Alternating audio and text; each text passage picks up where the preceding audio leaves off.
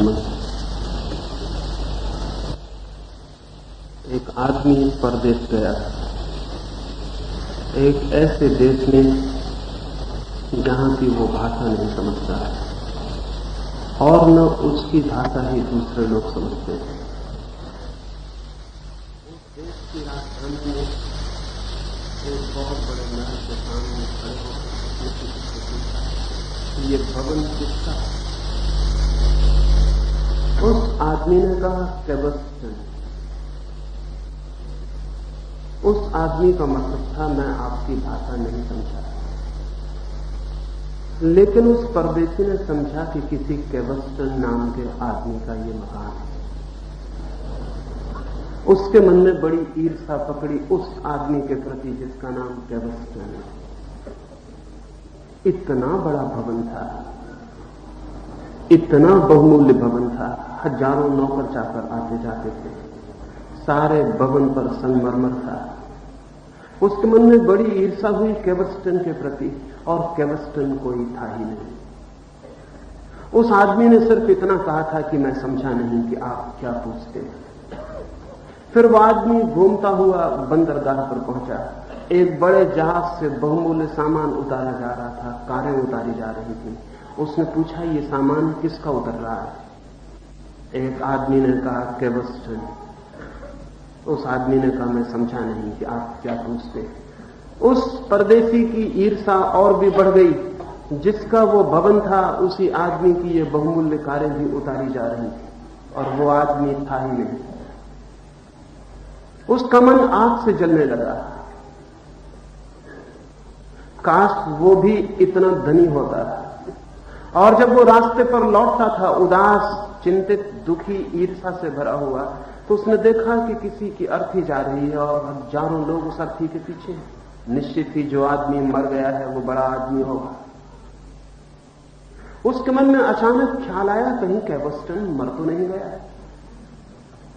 उसने राह चलते एक आदमी से पूछा कि कौन मर गया है? उस आदमी ने कहा, सेबेस्टियन। मैं समझा नहीं। उस आदमी ने अपनी छाती पीट ली। निश्चित ईर्ष्या हुई थी उस आदमी से, लेकिन बेचारा मर गया। इतने बड़े महल, इतनी बढ़िया कारें, इतनी धन दौलत, तो वो सब व्यर्थ पड़ी रह गई। वो आदमी मर गया जो आदमी था ही नहीं। बहुत बार ऐसी ही हालत मुझे अपने संबंध में मालूम पड़ती। ऐसा लगता है कि किसी परदेश में हूं, न आप मेरी भाषा समझते हैं, न मैं आपकी भाषा समझता हूं। जो कहता हूं, जब आप में उसकी प्रतिध्वनि सुनाई पड़ती है तो बहुत हैरान हो जाता हूं, क्योंकि वो तो मैंने कभी कहा ही नहीं था। जब आप कुछ पूछते हैं तो जो मैं समझता हूं कि आपने पूछा है, जब मैं उत्तर देता हूं और आपकी आंखों में झांकता हूं तो पता चलता है ये तो आपने पूछा ही नहीं था। एक अजनबी, एक आउटसाइडर, एक परदेशी की तरह मेरी हालत है। लेकिन फिर भी कोशिश करता हूं समझाने की। वो जो मुझे दिखाई पड़ता है, नहीं मेरी इच्छा है कि जो मुझे दिखाई पड़ता है उसे आप मान ले, क्योंकि जो आदमी भी किसी से कहता है मेरी बात मान लो, वो आदमी मनुष्य जाति का दुश्मन है। क्योंकि जब भी मैं ये कहता हूं कि मेरी बात मान लो, तब मैं ये कहता हूं मुझे मान लो और अपने को छोड़ दो। और जो भी आदमी किसी से ये कहता है कि खुद को छोड़ दो और किसी दूसरे को मान लो, वो आदमी लोगों की आत्माओं की हत्या करता है। जितने लोग दूसरों को मनाने के लिए आतुर हैं, वे सारे लोग मनुष्य जाति के लिए खतरनाक सिद्ध होते हैं। मैं नहीं कहता हूं मेरी बात मान लो, मानने का कोई सवाल नहीं है। मैं इतना ही कोशिश करता हूं कि मेरी बात समझ लो, और समझने के लिए मानना जरूरी नहीं है, बल्कि जो लोग मान लेते हैं वो समझ नहीं पाते हैं। जो नहीं मानते हैं वो भी नहीं समझ पाते हैं, क्योंकि मानने और न मानने की जल्दी में समझने की फुर्सत नहीं मिलती। जिस आदमी को समझना है उसे मानने और न मानने की आतुरता नहीं दिखानी चाहिए, उसे समझने की ही आतुरता दिखानी चाहिए। मेरी बात को मानने से आपका कोई विकास नहीं होगा। किसी की बात मानने से किसी का कभी कोई विकास नहीं होता है, लेकिन किसी की भी बात समझने से जरूर विकास होता है, क्योंकि जितना आप समझने की कोशिश करते हैं उतनी आपकी समझ विकसित होती है। लेकिन हम सारे लोग उत्सुक होते हैं मानने या न मानने को, क्योंकि समझने में श्रम करना पड़ता है, मानने न मानने में श्रम की कोई भी जरूरत नहीं है। और हम मानसिक रूप से इतने आलसी हो गए हैं कि हम मन से कोई भी श्रम नहीं करना चाहते, इसलिए दुनिया में इतने अनुयायी दिखाई पड़ते हैं, दुनिया में इतने वाद, इतने इज्म दिखाई पड़ते हैं, इसलिए दुनिया में इतने गुरु दिखाई पड़ते हैं, इतने शिष्य दिखाई पड़ते हैं। जिस दिन मनुष्य मानसिक श्रम करने को राजी होगा, इस दुनिया में कोई अनुयायी नहीं होगा, कोई वाद नहीं होगा, कोई गुरु, कोई शिष्य नहीं होगा। जब तक हम मानसिक रूप से श्रम करने को राजी नहीं है, तब तक दुनिया में ये सब नासमझियां जारी रहेंगी, क्योंकि जो लोग भी श्रम नहीं करना चाहते वे किसी दूसरे के श्रम पर ही आधारित होना चाहते हैं। ये भी एक तरह का शोषण है। मैं सोचूं और आप मान लें तो आपने मेरा शोषण किया, मैं सोचूं और आपको जबरदस्ती मना दूं तो मैं आपका शोषण कर रहा हूं। और दुनिया में आर्थिक शोषण इतना ज्यादा नहीं है जितना मानसिक और आध्यात्मिक शोषण है। पैसे का शोषण इतना बड़ा नहीं है, क्योंकि किसी का पैसा छीन लेने से आप उसका कुछ भी नहीं छीनते हैं, लेकिन जब किसी आदमी की आत्मा छिन जाती है तो उसका सब कुछ छिन जाता है। सारी दुनिया आध्यात्मिक रूप से गुलामी में है, और उस गुलामी का कारण है एक मानसिक आलस्य, एक मेंटल लिथार्जी। भीतर हम कुछ भी नहीं करना चाहते, इसलिए कोई भी जोर से कह दे कि मेरी बात मानो, मैं भगवान हूं, या चार नासमझों को इकट्ठा कर ले और बाजार में डुंडी पिटवा दे कि बहुत बड़े महात्मा गांव में आ रहे हैं, तो हम मानने को एकदम तैयार हो जाते हैं। हम मानने को तैयार ही बैठे हैं। कोई आ जाए और हमें कहे कि मैं ठीक हूं, जोर से कहना चाहिए, और वस्त्र उसके रंगे हुए होना चाहिए, और उसके आसपास प्रचार की हवा होनी चाहिए, फिर हम मानने को तैयार। क्या हम सोचने को कभी भी तैयार नहीं होंगे? मनुष्य जाति का जन्म ही नहीं होगा अगर मनुष्य सोचने को तैयार नहीं होता है, लेकिन हम सोचने को बिल्कुल तैयार नहीं है। मेरा कोई भी आग्रह नहीं है कि मैं जो कहता हूं उसे माने, और इसलिए न माने इसका भी आग्रह नहीं है। आग्रह कुल इतना है कि जो मैं कहता हूं उसे सुने, समझे। वही मुश्किल हो गया, क्योंकि भाषा ही ऐसी मालूम पड़ती है। मैं कोई और भाषा बोलता हूं, आप कोई और भाषा समझते हैं।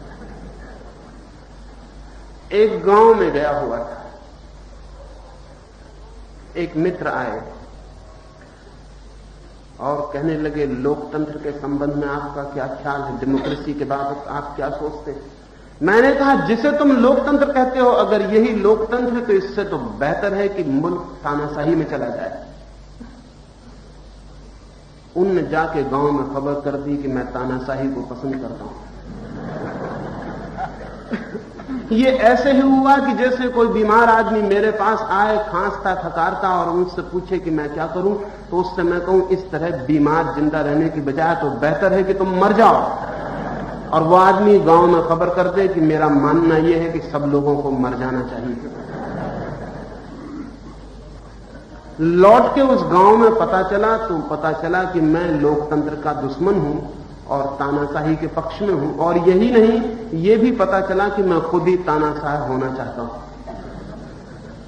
तब सिवाय इसके मानने के क्या रास्ता रहा कि भाषाएं शायद हम दो तरह की बोल रहे हैं। मुझसे ज्यादा लोकतंत्र को प्रेम करने वाला आदमी खोजना थोड़ा मुश्किल है। मैं तो लोकतंत्र को इतना प्रेम करता हूं कि चाहता हूं कि दुनिया में कोई तंत्र ही ना रह जाए, क्योंकि जब तक तंत्र है तब तक लोकतंत्र नहीं हो सकता है। कोई भी तंत्र होगा ऊपर तो आदमी को गुलाम बनाएगा, कम या ज्यादा, लेकिन तंत्र होगा तो गुलाम बनाएगा। तंत्र होगा, शासन होगा तो आदमी किसी न किसी तरह की गुलामी में रहेगा। कम और ज्यादा दूसरी बात है, जिस दिन तंत्र नहीं होगा उसी दिन जगत में ठीक लोकतंत्र होगा। जिस दिन शासन नहीं होगा उसी दिन दुनिया में ठीक शासन आया, ऐसा कहना चाहिए। लेकिन मुझे उस गांव में जाके पता चला कि मैं खुद ही तानाशाह होना चाहता हूं, मैं तानाशाही को पसंद करता हूं। न केवल अखबारों में यह खबर निकली, एक सज्जन ने पूरी किताब ही लिख दी इस बात के ऊपर कि मैं तानाशाह होना चाहता हूं। तब सिवाय इसके कि हम अलग अलग भाषाएं बोल रहे हैं और क्या कहा जा सकता है। मैं एक गांव में ठहरा हुआ था, जिस घर में रुका हुआ था उस गांव के कलेक्टर की पत्नी मुझसे मिलने आई। जब कॉलेज में पढ़ता था तो वो महिला मेरे साथ पढ़ती थी। सर्दी की रात थी, मैं कंबल अपने पैरों पर डाले हुए बिस्तर पर बैठा था। वो मिलने आई, वो मुझसे गले मिल गई। न मालूम बचपन की और कॉलेज के दिनों की बहुत सी स्मृतियां सुनाने लगी। बैठ गई पलंग पर। मैंने उससे कहा कि सर्दी है, कंबल उसने अपने पैरों पर डाल दिया। हम दोनों उस पलंग पर कंबल डाले बैठे रहे। दूसरे दिन सभा में एक आदमी ने चिट्ठी लिख के मुझे पूछा कि कल रात एकांत में एक स्त्री के साथ एक ही बिस्तर पर एक ही कंबल में आप थे या नहीं? हां या ना में जवाब दीजिए। और हम गोलमोल उत्तर पसंद नहीं करते हैं, या तो हां कहिए या ना कहिए। मैंने कहा बिल्कुल था, हां।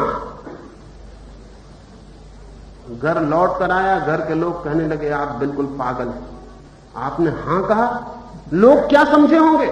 मैंने कहा बात सच्ची थी, हम एक बिस्तर पर थे, एक ही कंबल में थे, रात भी थी।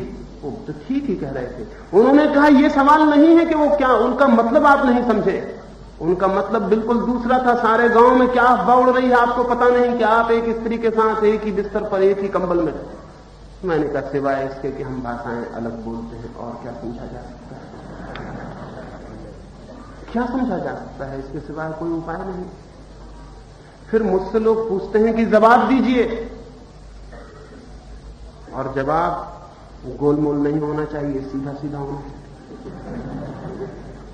वे हां और ना में जवाब चाहते हैं। और तब मैं बहुत चकित भी होता हूं, रोता भी हूं और हंसता भी हूं। कैसे लोगों के साथ। तब मुझे याद आती है एक फकीर की। एक फकीर था बोधिधर्म, वो हिंदुस्तान से चीन गया, लेकिन चीन में 9 वर्षों तक वो आदमी दीवार की तरफ मुंह किए बैठा रहा। अगर आप उससे मिलने जाते तो बहुत अशिष्ट मालूम पड़ता वो आदमी, क्योंकि वो आपकी तरफ मुंह नहीं करता था, वो दीवार की तरफ मुंह रखता था, आपकी तरफ पीठ रखता था। वो जब भी बैठता दीवार की तरफ मुंह करके बैठता। चीन का सम्राट उससे वो मिलने आया, उसने कहा ये क्या बदतमीजी है, मैं तुम्हारे पीछे खड़ा हूं, तुम दीवार की तरफ मुंह किए हो। उस बोधि धर्म ने कहा कि हजारों अनुभव के बाद इस नतीजे पर पहुंचा हूं कि दीवार की तरफ मुंह करना ठीक होता है, क्योंकि आदमी भी मुझे दीवार की तरह मालूम पड़ते हैं, कोई सुनता ही नहीं। तो तुम्हारी तरफ मुंह करूं उसमें मुझे ज्यादा बदतमीजी मालूम पड़ती है, क्योंकि तुम आदमी कम और दीवार ज्यादा मालूम पड़ते हो। और हो सकता है कि मेरी आंखों में तुम्हें ख्याल आ जाए कि यह आदमी मुझे दीवार समझ रहा है, तो मैं दीवार की तरफ मुंह रखता हूं। जब कोई आदमी आएगा तो मैं उसकी तरफ मुंह कर लूंगा, लेकिन तुम दीवार हो। सम्राट वू ने अपनी आत्मकथा में लिखा है कि पहली बार एक आदमी मुझे मिला जिससे कुछ बात सुनने योग्य थी, लेकिन शायद मैं सुनने योग्य पात्र नहीं था, इसलिए उसने मेरी तरफ मुंह नहीं किया। बोधि धर्म ने ठीक किया। कई बार मुझे भी लगता है कि अगर यही खींचतान भाषा की जारी रहती है तो बजाय आपकी तरफ मुंह करने के दीवार की तरफ मुंह कर लेना उचित होगा। लेकिन अभी मैं हार नहीं गया हूं और निराश नहीं हो गया हूं, अभी कोशिश जारी रखूंगा। मानना नहीं चाहता हूं कि आप दीवार हैं, मानने का यही मन होता है कि आप भी एक मनुष्य हैं और भीतर एक विचारशील आत्मा है। आपकी सारी कोशिश के बावजूद भी आशा को जगाए रखता हूं और ये कोशिश करता हूं कि शायद किसी दिन बात सुनाई पड़ जाए, लेकिन अभी तो उल्टा ही मालूम पड़ता है। अभी गुजरात लौटा तो बड़ी गर्मी है, गांव गांव में गया तो लोगों ने कहा आप गांधी के दुश्मन। तब मुझे बड़ा आश्चर्य हुआ, अगर गांधी के कोई दुश्मन है इस मुल्क में तो गोंडसे से भी ज्यादा गांधीवादी गांधी के दुश्मन है। गोडसे ने गांधी के शरीर की हत्या की, गांधीवादी गांधी की आत्मा की हत्या करने पर पूरी तरह उतारू हैं। गोडसे की गोली के बाद भी गांधी बच गए हैं पूरी तरह, गांधी को वो गोली नहीं लगी, नहीं लग सकती है। लेकिन गांधीवादी जो गांधी का जय जयकार करके जिस तरह की गोलियां मार रहे हैं, गांधी का नाम भी पूछ जाएगा। लेकिन वही लोग खबर करते हैं कि मैं गांधी का दुश्मन हूं। तब मैं हैरान होता हूं कि गांधी से मेरी दुश्मनी क्या हो सकती है। कौन गवाह बनेगा? सिवाय गांधी के कोई गवाह नहीं बन सकता था इस मामले में। लेकिन गवाह वे लोग हैं जो गांधी की सब भांति हत्या कर रहे हैं। यह आपको ख्याल नहीं होगा कि दुनिया में आज तक जीसस की हत्या उन लोगों ने नहीं की जिन्होंने उसे सूली पर लटकाया था। जीसस की हत्या की ईसाइयों ने, जो उनके अनुयायी हैं। और सुकरात को उन्होंने नहीं मारा। जिन लोगों ने सुकरात को जहर पिलाया था, सुकरात को वे लोग मार सकते हैं जो सुकरात के शिष्य होने के ख्याल में पड़ जाएं। सुकरात मरने के करीब था तो उसके एक मित्र क्रेटो ने, उसके एक शिष्य ने पूछा कि आपको सांझ जहर दे दिया जाएगा, हम आपको दफनाएंगे कैसे, इस संबंध में कुछ बताइए।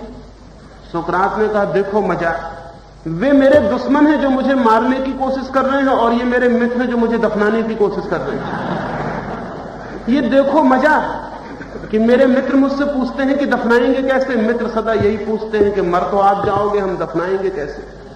वो गांधीवादी गांधी को दफनाने की कोशिश कर रहे हैं, वो मित्र हैं उनके। सुकरात ने बड़े मजे की बात कही थी क्रेटो को, शायद ही क्रेटो समझ पाया हो, क्योंकि भाषाओं के भेद सदा हैं। सुकरात ने कहा था, पागल क्रेटो, तुम दफनाने की कोशिश करना, लेकिन मैं तुमसे कहता हूं तुम सब दफन जाओगे, फिर भी मैं रहूंगा। और अगर कोई तुम्हें कभी याद भी रखेगा तो सिर्फ इसलिए कि तुमने सुकरात से प्रश्न पूछा था कि हम कैसे दफनाएंगे। और आज क्रेटो के बाबत इतना ही पता है कि उसने सुकरात से पूछा था, और कुछ भी पता नहीं। शिष्य दफनाते हैं गुरुओं को, अनुयायी दफनाते हैं नेताओं को, पीछे चलने वाले दफनाते हैं आगे चलने वालों को। क्यों ऐसा हो जाता है? लेकिन इसके होने के पीछे कुछ कारण है। ये शायद आपको पता न हो, ये शायद ख्याल में भी ना हो कि जो आदमी भी किसी का अनुयायी बनता है, वो आदमी पहली तो बात है खतरनाक है, डेंजरस है। क्योंकि कोई बुद्धिमान आदमी कभी किसी का अनुयायी नहीं बनता है, सिर्फ बुद्धिहीन लोग अनुयायी बनते हैं। अनुयायियों की जमात बुद्धिहीनों की जमात है, स्टूपिडिटी की जमात है, जहां सारे बुद्धिहीन इकट्ठे हो जाते। मैंने सुना है एक बार एक आदमी को सत्य मिल गया। शैतान के शिष्य भागे हुए शैतान के पास गए और उन्होंने कहा, क्या सो रहे हो, एक आदमी को सत्य मिल गया है, सब मुश्किल पड़ जाएगी। शैतान ने कहा, घबराओ मत, जाके गांव में खबर कर दो कि एक आदमी को सत्य मिल गया है, किसी को अनुयायी बनना हो तो बन जाओ। शैतान के शिष्यों ने कहा, इससे क्या फायदा होगा, हम ही प्रचार करें। शैतान ने कहा कि मेरे हजारों साल का अनुभव यह है कि अगर किसी आदमी को सत्य मिला हो और उस आदमी को और उसके सत्य को खत्म करना हो तो अनुयायियों की भीड़ इकट्ठी कर दो। तुम जाओ गांव गांव में डुंडी पीट दो कि किसी आदमी को अगर सत्य गुरु चाहिए हो तो सत्य गुरु पैदा हो गया है। तो जितने मूढ़ होंगे वो भाग के उसके आसपास इकट्ठे हो जाएंगे, और एक बुद्धिमान आदमी हजार मूढ़ों के बीच में क्या कर सकता है। और यही हुआ। शैतान के शिष्यों ने गांव गांव में खबर कर दी, जितने बुद्धिहीन जन थे वो सब इकट्ठे हो गए, और वो आदमी भागने लगा कि मुझे बचाओ, लेकिन उसे कौन बचाता। शिष्यों ने उसे जोर से पकड़ लिया। दुश्मन से आप बच सकते हैं, शिष्यों से कैसे बच सकते हैं। इसलिए अगर कभी किसी को सत्य मिल जाए तो अनुयायियों से सावधान रहना, शिष्यों से बचना। वो हमेशा तैयार है, शैतान उनको सिखा के भेजता है।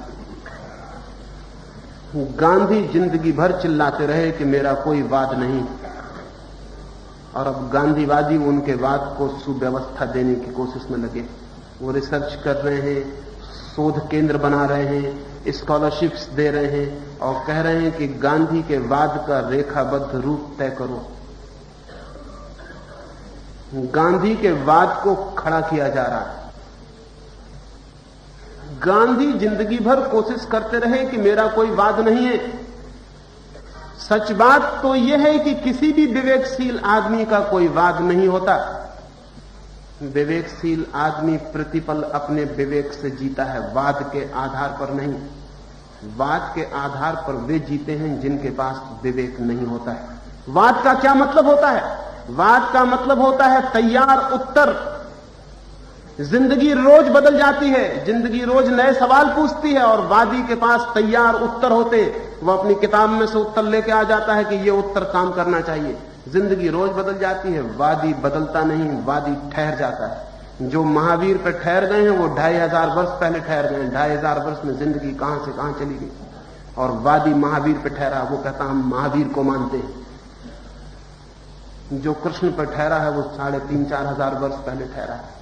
जो क्राइस्ट पे ठहरा है वो 2000 साल पहले ठहरा है। वो वहां ठहर गए हैं, जिंदगी वहां नहीं ठहरी। जिंदगी आगे बढ़ती चली गई है, जिंदगी प्रतिपल बदल जाती है, जिंदगी रोज नए सवाल लाती है। और वादी के पास बंधे हुए रेडीमेड उत्तर, रेडीमेड कपड़े हो सकते हैं, रेडीमेड उत्तर नहीं हो सकते।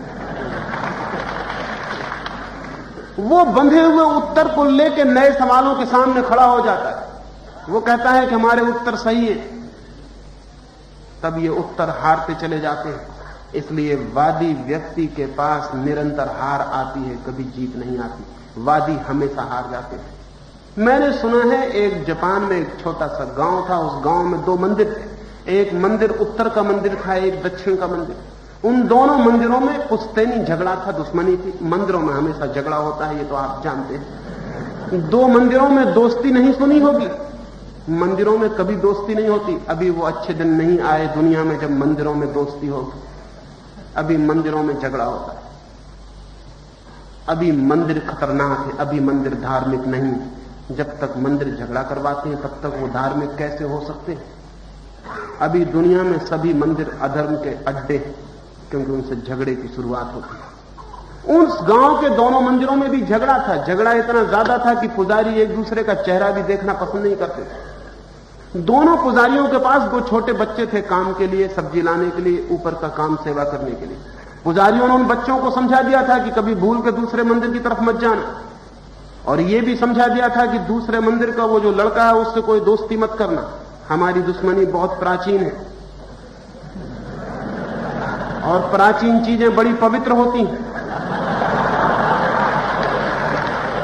तो ये पवित्र दुश्मनी को बाधा मत देना, कभी मिलना जुलना मत। लेकिन बच्चे बच्चे हैं, बूढ़े बिगाड़ने की कोशिश भी करते हैं तो भी एकदम से बिगाड़ तो नहीं देते। बच्चों को भी बिगड़ने में वक्त लग जाता है। बूढ़े तो बिगाड़ने की कोशिश करते हैं कि जन्म से ही बिगाड़ दें, लेकिन बिगाड़ते बिगाड़ते वक्त लग जाता है। बच्चे थोड़े दिन तक नहीं बिगड़ते हैं, इंकार करते हैं। जिन बच्चों में जितनी जान होती है वो अपने माँ बाप से उतना लड़ते हैं कि बिगाड़ नहीं सकोगे हमें, लेकिन अक्सर माँ बाप जीत जाते हैं और बच्चे हार जाते हैं। अब तक तो ऐसा ही हुआ है, बच्चे अब तक नहीं जीत सके, लेकिन आगे आशा बांधनी चाहिए कि वो वक्त आएगा कि माँ बाप हारेंगे और बच्चे जीतेंगे। क्योंकि जब तक बच्चे नहीं जीतते हैं माँ बाप से, तब तक दुनिया के पुराने रोग समाप्त नहीं हो सकते, वो जारी रहेंगे, क्योंकि माँ बाप उस जहर को बच्चों में डाल देते। वो बूढ़े पुजारी भी उन बच्चों को समझाते थे कि कभी भूल के देखना भी मत, लेकिन बच्चे बच्चे हैं, कभी कभी मौके बेमौके चोरी छिप के वो आपस में मिल लेते थे। चोरी से मिलना पड़ता था। दुनिया इतनी बुरी है कि यहां अच्छे काम भी चोरी से करने पड़ते हैं। अभी अच्छे काम खुले आम करने का नौबत नहीं आ पाई। बच्चों को चोरी से मिलना पड़ता था। लेकिन एक दिन एक पुजारी ने देख लिया कि उसका बच्चा दूसरे बच्चे से रास्ते पे मिल रहा है। वो पुजारी को आग लग गई। हिंदू बाप को आग लग जाती है, मुसलमान बेटे से उसका बेटा मिल रहा हो, और बेटे से बेटा मिल रहा हो तब तो आग कम लगती है, अगर बेटी से बेटा मिल रहा हो तब आग बहुत लग जाती है। क्योंकि 2 बेटों का मिलना उतना खतरनाक नहीं है, लेकिन एक बेटे और बेटी का मिलना बहुत खतरनाक हो सकता है। वो खतरनाक इतना हो सकता है कि हिंदू और मुसलमान दोनों उस खतरे में बह जाएं।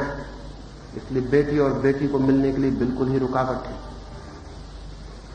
पुजारी ने देखा, वो क्रोध से भर गया, उस लड़के को बुलाया और कहा, तू उससे क्या बात कर रहा था? मैंने कितनी बार कहा कि उससे बात नहीं करनी। उस लड़के ने कहा, आज तो मुझे भी लगा कि आप ठीक कहते हैं कि उससे बात नहीं करनी, क्योंकि आज मैं पराजित होकर लौटा हूं। मैंने उस लड़के से पूछा कि कहां जा रहे हो? उस लड़के ने कहा, जहां हवाएं ले जाएं। और मैं एक हैरान रह गया। उसने ऐसी मेटाफिजिकल, इतनी दार्शनिक बात कह दी कि जहां हवाएं ले जाएं। फिर मुझे कुछ सूझा ही नहीं कि आगे मैं क्या कहूं। उस पुजारी ने कहा, यह बहुत खतरनाक बात है, हम कभी उस मंदिर के किसी आदमी से नहीं हारे, ये हार पहली है, कल उस लड़के को हराना पड़ेगा। तू कल उससे जाके पूछना फिर कि कहां जा रहे हो, और जब वो कहे जहां हवाएं ले जाएं, तो उससे कहना कि अगर हवाएं रुकी हों और न चल रही हों तो फिर कहीं जाओगे कि नहीं। फिर वो भी घबरा जाएगा। वो लड़का उत्तर तैयार लेके जाके रास्ते पर खड़ा हो गया। उत्तर तैयार,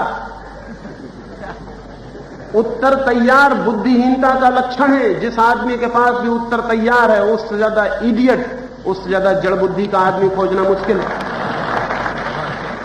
उत्तर तैयार होना ही मीडियोकर माइंड का लक्षण है। बुद्धिमान आदमी के पास उत्तर कभी तैयार नहीं होते। वो प्रश्नों का साक्षात करता है और उत्तर जन्मते हैं, उत्तर तैयार नहीं होते। पर उस लड़के ने उत्तर तैयार कर लिया और वो जाके रास्ते पे खड़ा हो गया। अब वो तैयार अपना उत्तर रखे है कि कब वो आए और मैं पूछूं। पंडित इसी तरह के होते हैं, सब उत्तर तैयार। वो लड़का आया रास्ते पर, तैयार उत्तर वाले लड़के ने पूछा कि मित्र कहां जा रहे हो? पूछने में उसे उत्सुकता नहीं थी, उसे उत्सुकता थी अपने उत्तर देने में।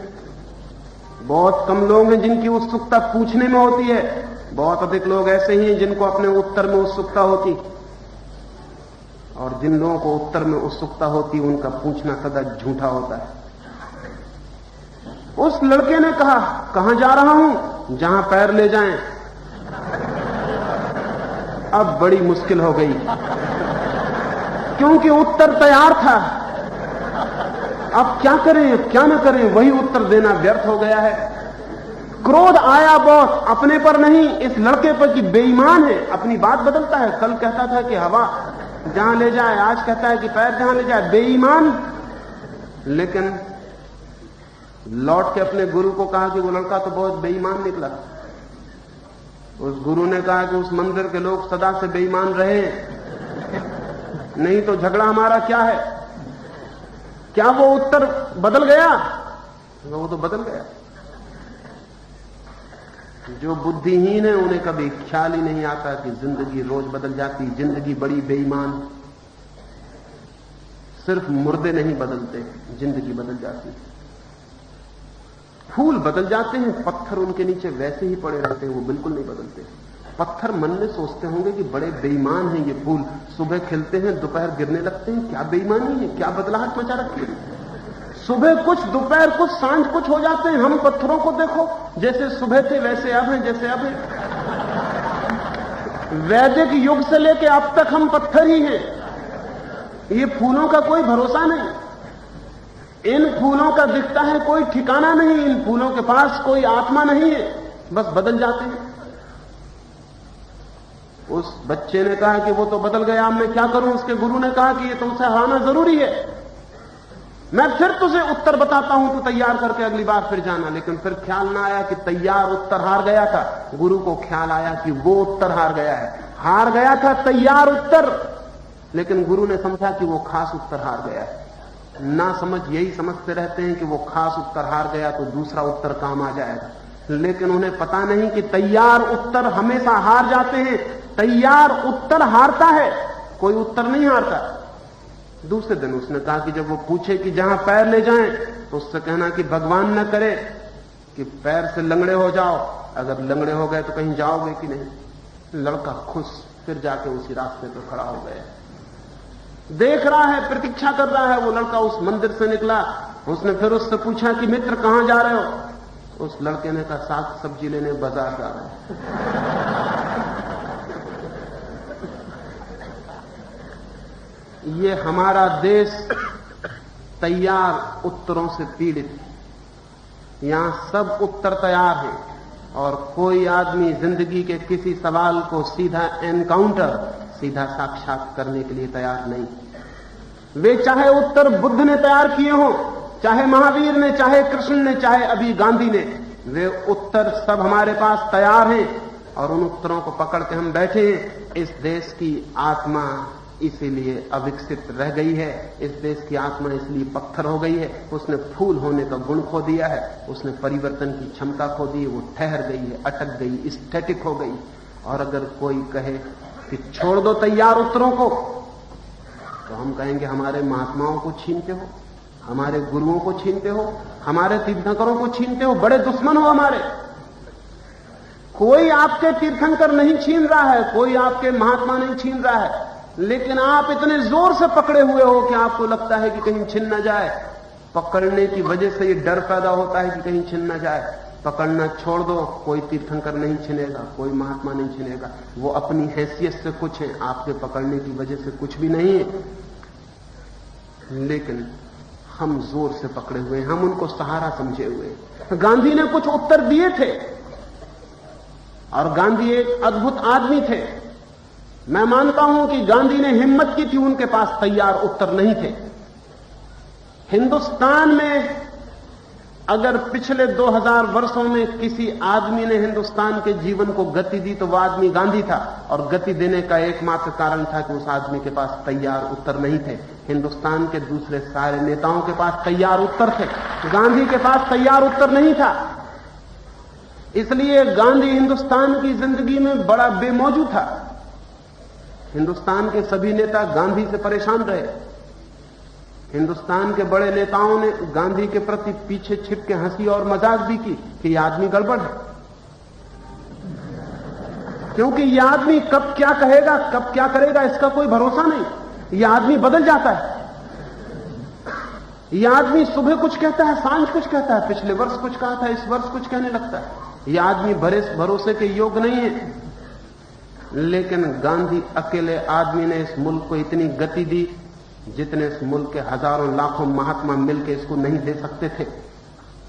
कैसे दी इस आदमी ने गति? इस आदमी के गति देने का बुनियादी सूत्र यह था कि इस आदमी के पास तैयार उत्तर नहीं था।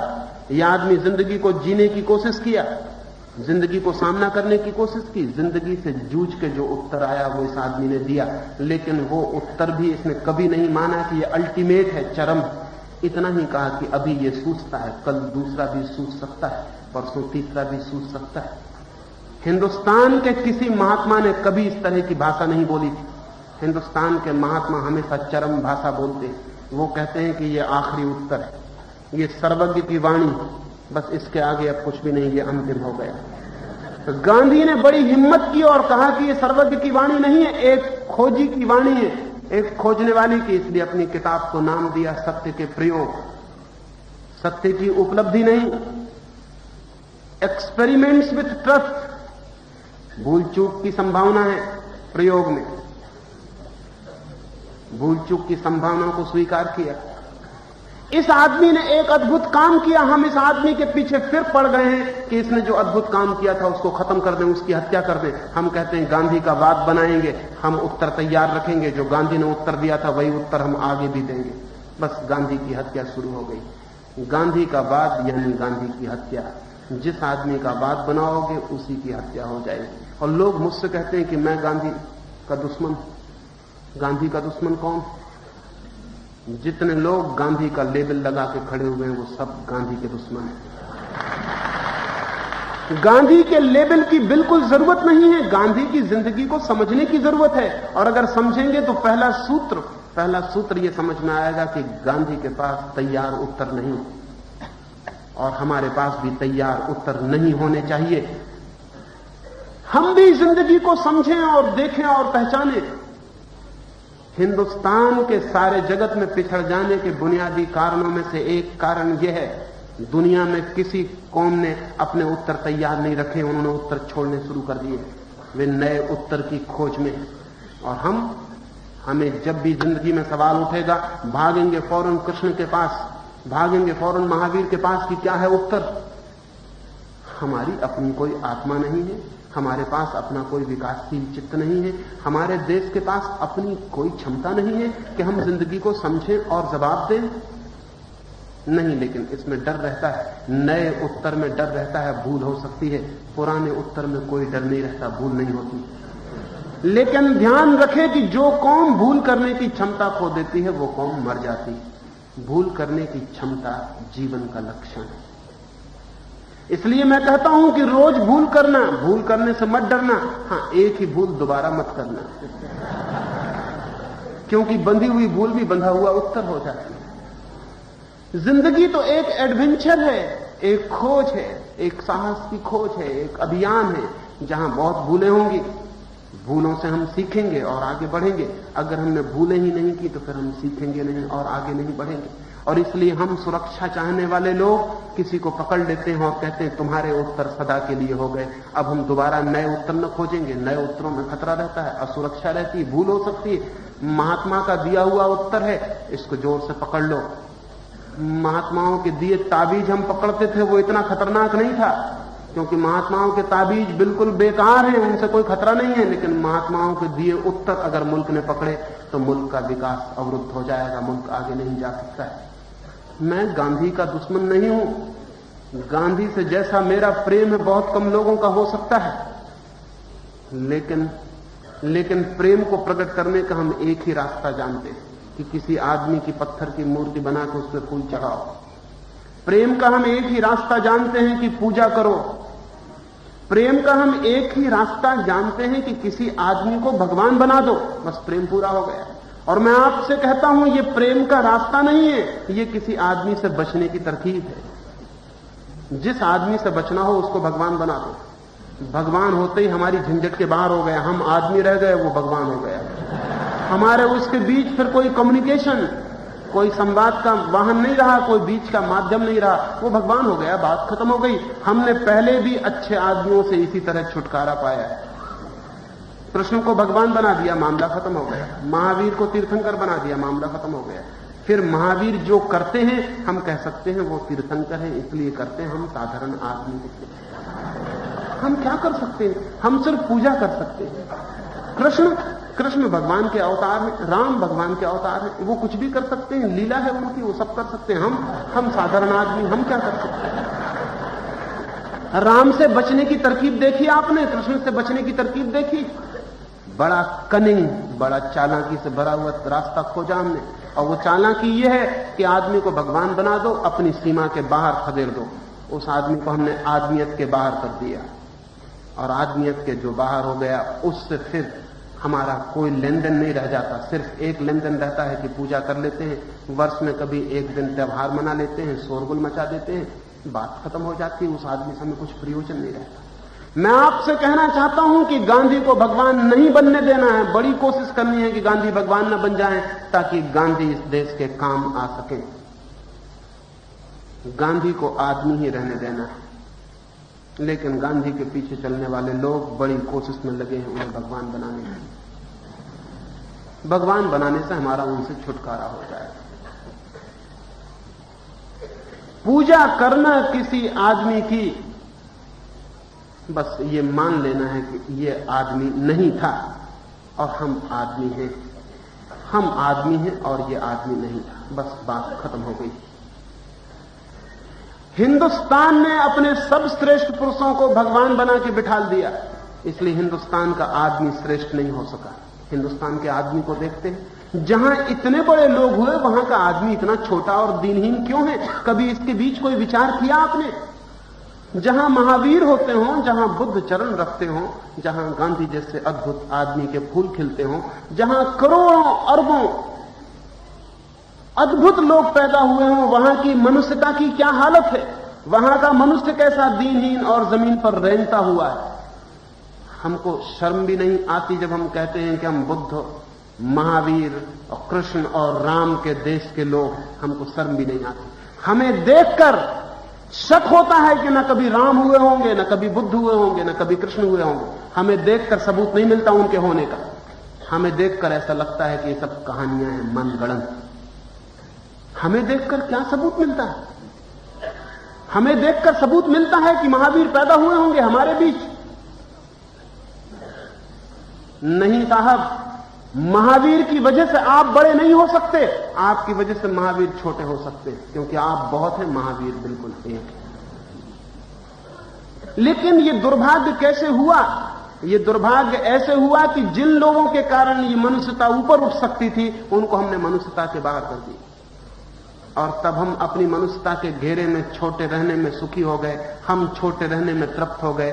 छोटा रहना हमारी नियति हो गई। कुछ लोगों का बड़ा होना नियति है, हमारा छोटा होना नियति है। हिंदुस्तान को अपने सब भगवानों को नीचे उतारकर मनुष्य की भूमि पर खड़ा करना पड़ेगा। महावीर को उतार लाना पड़ेगा अपने बीच, कि हमारी भीड़ में खड़े हो जाएं। इससे महावीर छोटे नहीं होंगे, इससे हमारे बड़े होने की संभावना बढ़ती है। ये दुर्भाग्य, ये बहुत ही अभागी स्थिति है इस देश की, कि जहां इतने अद्भुत लोग हों, वहां की आदमियत इतनी छोटी हो। क्या कारण है? और कभी कभी मैं सोचता हूं कि कहीं ऐसा तो नहीं है कि ये इतने इतने बड़े लोग इसीलिए इतने बड़े दिखाई पड़ते हैं कि हम बहुत छोटे हैं। जैसे स्कूल में काली तख्ती रहती है, ब्लैक बोर्ड, सफेद खड़िया से शिक्षक उस पर लिखता है, सफेद दीवार पे नहीं लिखता। सफेद दीवार पे भी लिखेगा तो लिख तो जाएगा, लेकिन दिखाई नहीं पड़ेगा। दिखाई पड़ेगा काले ब्लैक बोर्ड पर सफेद खड़िया का लिखा हुआ। कहीं ऐसा तो नहीं है कि ये महात्मा, इतने बड़े महात्मा दिखाई पड़ते हैं हमारे ब्लैक बोर्ड पर? ये दीनहीन लोगों का जो इतना बड़ा समूह, इसमें एक आदमी बड़ा होकर दिखाई पड़ने लगता है, क्योंकि वो सफेद और हमारा ब्लैक बोर्ड, उसमें वो बहुत बड़ा हो जाता है। दुनिया में किसी देश में इतने महापुरुष पैदा नहीं होते जितने हमारे यहां पैदा होते। इसमें कुछ शक की बात, इसमें पहली शक की बात यह है कि हमारी मनुष्यता बहुत नीची है, इसलिए एक आदमी जरा ही ऊपर उठता है तो बहुत बड़ा दिखाई पड़ना शुरू हो जाता है। और हमारी मनुष्यता इतनी नीची है कि हम उस आदमी का खूब गुणगान करने लगते हैं। क्यों? क्योंकि उस गुणगान में भी हम अपने अहंकार को तृप्ति देने की कोशिश करते हैं। गांधी जी गोलमेज कॉन्फ्रेंस में इंग्लैंड गए थे। गांधी जी के एक सेक्रेटरी बनट शाह को मिलने गए। बनट शाह से उन्होंने पूछा, शिष्य हमेशा इसको पूछते हैं, शिष्य हमेशा पूछते हैं कि हमारे महात्मा के बाबत क्या ख्याल है। महात्मा की फिक्र नहीं होती, फिक्र इस बात की होती है कि अगर हमारा महात्मा बड़ा है तो हम बड़े महात्मा के बड़े शिष्य। जो मजा बहुत दूसरा होता है। सेक्रेटरी ने बनट शाह को पूछा कि महात्मा गांधी के बाबत क्या ख्याल, आप उनको महात्मा मानते हैं? वो बनट शाह तो बहुत अद्भुत आदमी था। उसने कहा, महात्मा मानता हूं, लेकिन नंबर 2, नंबर 1 का तो मैं ही हूं। सेक्रेटरी बहुत हैरान हुए होंगे, बहुत हैरान हो गए कि ऐसा आदमी, कैसा आदमी है ये कहता है कि नंबर 1 का मैं हूं और नंबर 2 के गांधी हैं। 2 ही महात्मा है दुनिया में, ज्यादा भी नहीं है, लेकिन वो नंबर 2 नंबर 1 में हूं। बहुत दुखी लौटे और गांधी को आके कहा कि बनट शाह तो बहुत अजीब सा आदमी मालूम पड़ता, बहुत अहंकारी मालूम पड़ता है। मैंने पूछा तो उसने ये कहा कि मैं नंबर 1 हूं, आप नंबर 2। गांधी ने कहा कि वो ठीक कहता है, वो सच्चा आदमी, सबके मन में ख्याल तो यही रहता है कि नंबर 1 हम, लेकिन कहने की हिम्मत लोग कम जुटा पाते। उसने ठीक बात कह दी। और इस आदमी को चोट क्यों लगी गांधी के नंबर 2 होने से? चोट लगी इसलिए कि नंबर 2 महात्मा के शिष्य हो गए। जब आदमी के पास कुछ नहीं रह जाता तो झूठे सब्स्टिट्यूट खोजता है ऊंचे होने की। हम चिल्लाते हैं कि हमारा महावीर, हमारा बुद्ध बहुत महान है। क्यों? क्योंकि हमारा है, और हमारा है तो हम भी उसके साथ महान होने का मजा ले लेते हैं। आदमी की तरकीब अहंकार की बहुत अद्भुत है। एक आदमी पेरिस विश्वविद्यालय में फिलोसॉफी का प्रोफेसर था, और उसकी बात मुझे इतनी प्रीतिकर लगती है। एक दिन सुबह ही आके उसने अपनी क्लास के विद्यार्थियों को कहा कि तुम्हें कुछ खबर मिली? मुझसे बड़ा आदमी इस दुनिया में दूसरा नहीं है। विद्यार्थी समझे कि दिमाग खराब हो गया। एक तो फिलोसॉफी की तरफ दिमाग खराब लोग ही उत्सुक होते हैं, और इनका डर रहता ही है कि कभी भी दिमाग खराब हो जाए। असल में जो दिमाग से काम करेगा उसी के तो खराब होने का डर रहता है, जो दिमाग से काम ही नहीं करेंगे उनका खराब कैसे होगा? लड़के समझे कि दिमाग गड़बड़ हो गया, बेचारा गरीब प्रोफेसर है, ये दुनिया का सबसे बड़ा आदमी कैसे हो गया? राजनीतिज्ञ अगर दुनिया में कहते फिरते हैं कि हमसे बड़ा कोई भी नहीं, तो कोई नहीं फिक्र करता उनकी, क्योंकि उनका दिमाग खराब होता ही है। लेकिन दर्शन का प्रोफेसर कहने लगे तो लड़कों ने पूछा कि आप कह रहे हैं ये आप दुनिया के सबसे बड़े आदमी? उसने कहा न मैं केवल कह रहा हूं, मैं सिद्ध कर सकता हूं, क्योंकि मैं बिना सिद्ध किए कोई बात कहता ही नहीं। उन्होंने कहा तो आप कृपा करें और सिद्ध कर दें। लड़कों को बहुत कठिनाई थी कि वो कैसे सिद्ध करेगा, लेकिन उन्हें पता नहीं। उस प्रोफेसर ने बड़ा व्यंग किया, बड़ा मजाक किया। दुनिया में कुछ अच्छे लोग बड़े व्यंग कर जाते हैं, लेकिन फिर भी हमें पता नहीं चलता। उस आदमी ने, उस प्रोफेसर ने उठ के बोर्ड पर गया जहां दुनिया का नक्शा लटका हुआ था, और विद्यार्थियों को कहा कि इस बड़ी दुनिया में सबसे श्रेष्ठ देश कौन सा है? सभी फ्रांस के रहने वाले थे। उन्होंने कहा फ्रांस। स्वभाव था, फ्रांस में रहने वाला आदमी यही समझता है कि फ्रांस सबसे बड़ा देश है, क्योंकि फ्रांस में रहने वाला ये कैसे मान सकता है कि जहां वो रहता है वो देश बड़ा ना हो? जहां वो रहता है वो देश तो बड़ा होनी चाहिए, इतना बड़ा आदमी जहां रहता है। फ्रांस सबसे बड़ा देश है। उस प्रोफेसर ने कहा तो फिर बाकी दुनिया की बात खत्म हो गई। अब अगर मैं सिद्ध कर दूं कि फ्रांस में मैं सबसे बड़ा हूं तो मैं सिद्ध हो जाऊंगा कि दुनिया में सबसे बड़ा हूं। तब भी विद्यार्थी नहीं समझ पाए कि वो कहां ले जा रहा है। फिर उसने कहा कि फ्रांस में सबसे श्रेष्ठ नगर कौन सा है? तब विद्यार्थियों को शक हुआ। वो सभी पेरिस के रहने वाले थे। उन्होंने कहा पेरिस। तब उन्हें थोड़ा शक हुआ कि मामला गड़बड़ हुआ जाता है।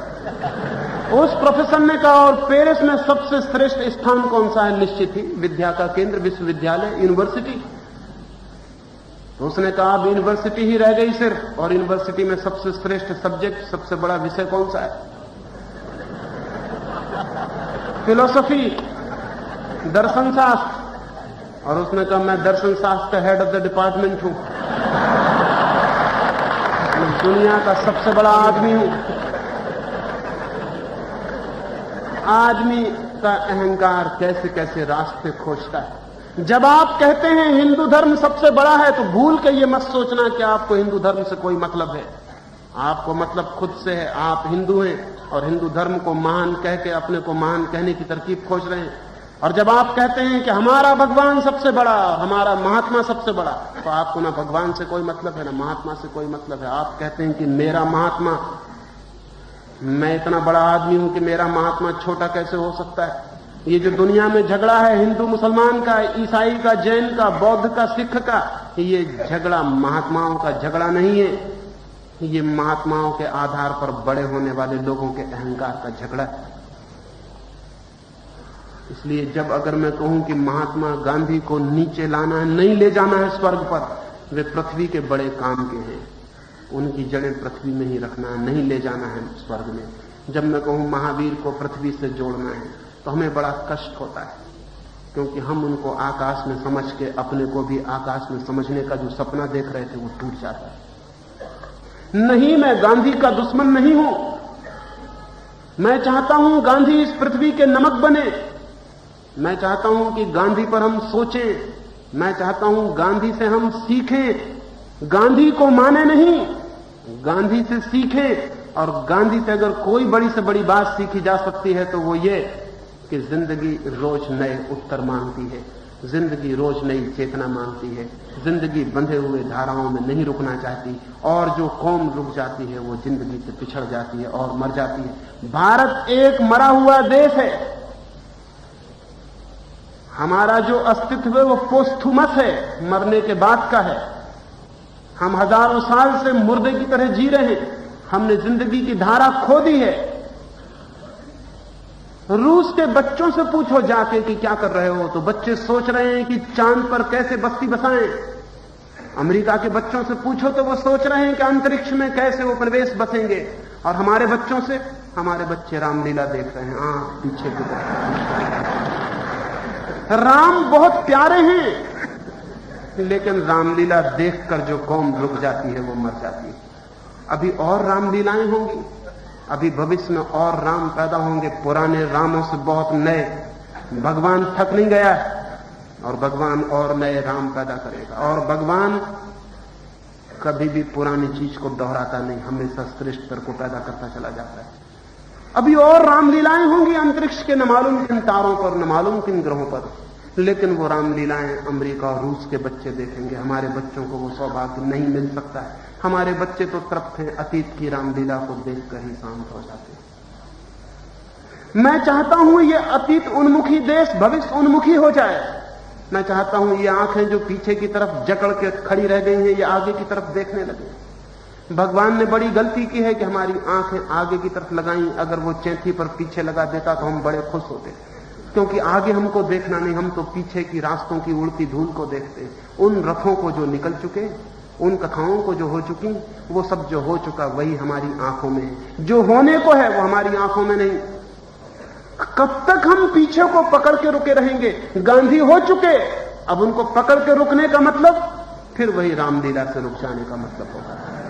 नहीं, हम और गांधी पैदा करेंगे, हम और राम पैदा करेंगे, हम और महावीर पैदा करेंगे। हमारी आत्मा चुक नहीं गई, हमारे पास अभी पैदा करने की क्षमता बहुत।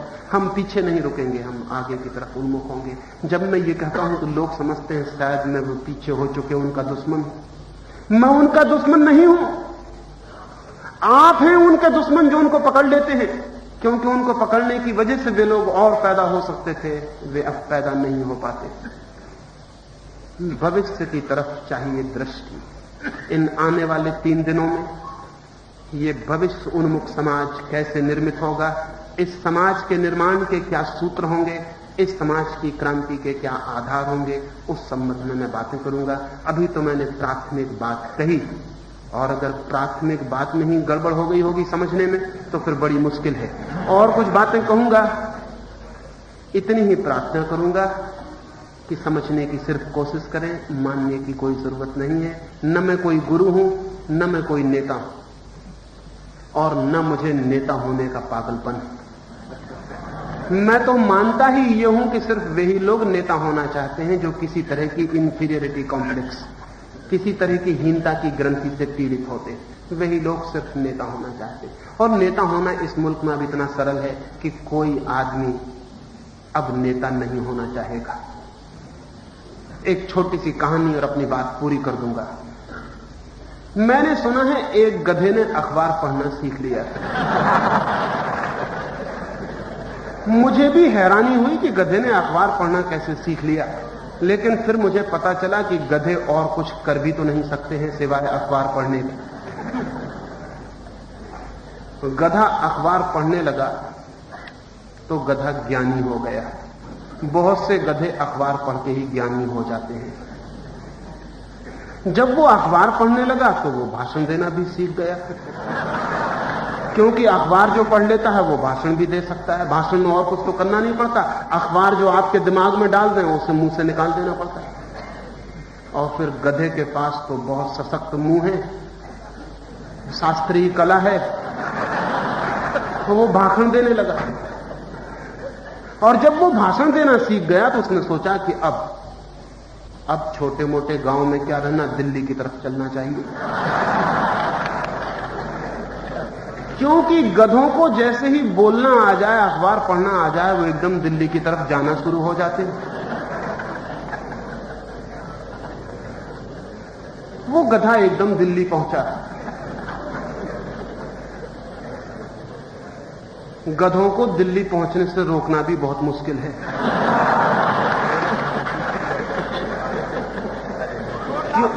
क्योंकि उस गधे ने 10-25 और आसपास के गधे इकट्ठे कर लिए, और जिसके पास भीड़ है वो नेता है। वो दिल्ली पहुंच गया। ये जरा पुरानी बात है, पंडित नेहरू जिंदा थे। वो पंडित नेहरू के मकान पर सीधा पहुंच गया। संतरी खड़ा हुआ था द्वार पर, वो आदमियों को रोकने के लिए था, गधों को रोकने के लिए नहीं। उसने गधे की कोई फिक्र न की। संतरी गधों की फिक्र नहीं कर रहे हैं और गधे महलों में घुस जाते हैं। वो गधा अंदर घुस गया। पंडित नेहरू सुबह सुबह ही अपनी बगिया में टहलते थे। उस गधे ने पीछे से जाके कहा, पंडित जी। पंडित जी बहुत घबराए, क्योंकि न वो भूत प्रेत में मानते थे, न भगवान में मानते थे। चारों तरफ चौंक कर उन्होंने देखा। उन्होंने कहा कि क्या मामला है, यह आवाज कहां से आती है, क्योंकि मैं भूत प्रेत में मानता ही नहीं, कौन बोल रहा है। वो गधा डर गया। उसने कहा कि मैं बहुत डर रहा हूं, शायद आप नाराज ना हो जाएं, मैं एक बोलता हुआ गधा हूं, आप नाराज तो नहीं होंगे। पंडित नेहरू ने कहा कि मैं रोज बोलते हुए गधों को इतना देखता हूं कि नाराज होने का कोई कारण नहीं। किस लिए आए हो? उस गधे ने कहा कि मैं बहुत डरता था कि आप मुझसे मिलेंगे या नहीं मिलेंगे। आपकी बड़ी कृपा, आप मुझे मिलने का वक्त दे सकते हैं। मैं एक गधा हूं, मिलने का वक्त मिल सकता है। पंडित नेहरू ने कहा, यहां गधों के अतिरिक्त मिलने के लिए आता ही कौन। अच्छे आए, क्या प्रयोजन। उस गधे ने कहा, मैं नेता बनना चाहता हूं। पंडित नेहरू ने कहा कि बिल्कुल ठीक है, गधे होने का यही लक्षण है कि आदमी नेता बनना चाहता है। ये सारा का सारा देश नेता बनने की कोशिश में है। इस देश को नेताओं की जरूरत नहीं है।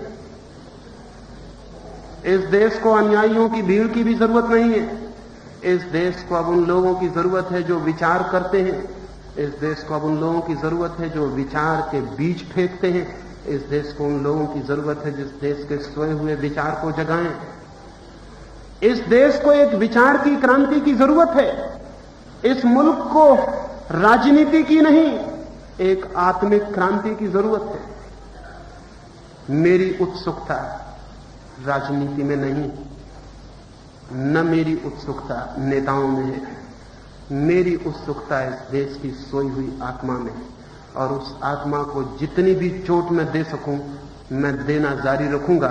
आप गाली दें, नाराज हों, वो सब मैं स्वीकार कर लूंगा, लेकिन मेरी कोशिश जारी रहेगी कि इस मुल्क की आत्मा को कहीं से चोट लगे, कहीं से जीवन विकसित हो, कहीं से ये देश सोचे और जगे और हम दुनिया की दौड़ में पिछड़ न जाएं। हम बहुत पिछड़ गए हैं। इन 3 दिनों में जीवन और समाज की क्रांति के कुछ सूत्रों पर बात करनी है। आपने आज मेरी प्राथमिक बात इतनी शांति और प्रेम से सुनी, उससे बहुत अनुग्रहित हूं। और अंत में सबके भीतर बैठे परमात्मा को प्रणाम करता हूं। मेरे प्रणाम स्वीकार करें।